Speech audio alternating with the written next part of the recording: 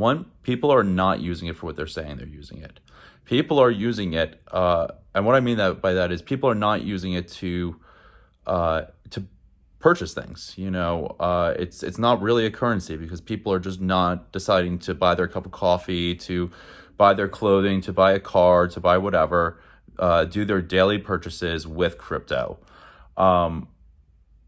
My second point, which is a follow on of the first point, is what are people using it for? People are using it to get rich, or they think that they can get rich if they purchase it. They're assuming they're buying it as an investment product and assuming that the price is going to go up and that they will get rich.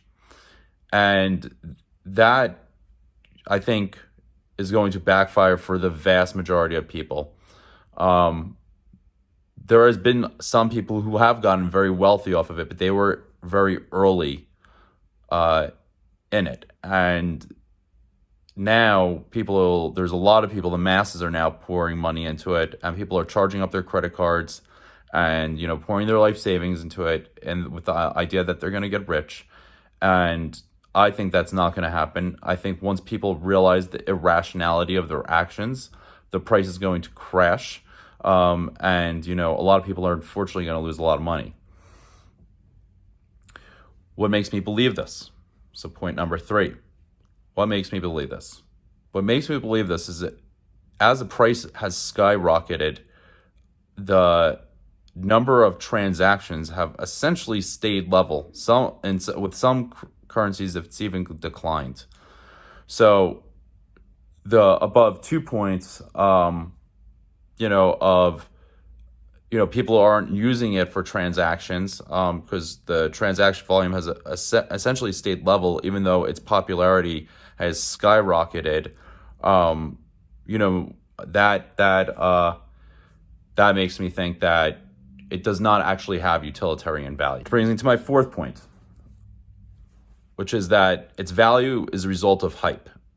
Again, people are just telling one another that they're going to get rich, and there's a lot of FOMO going on, and people and the price is going up because a lot of people are buying it because a lot of people think they're going to get rich. And as I mentioned, once people realize that they're not going to get rich, the price will crash. After that, I think basically it's going to float into the abyss. Blockchain possibly has value. The idea of decentralized systems, I could see having value. The only issue I take with it being more secure is that I think anything done by a human can be undone by a human. So whether it's centralized or decentralized, if there's sufficient motivation, I think that, anything done by a human can be undone by a human. Nothing's hack proof.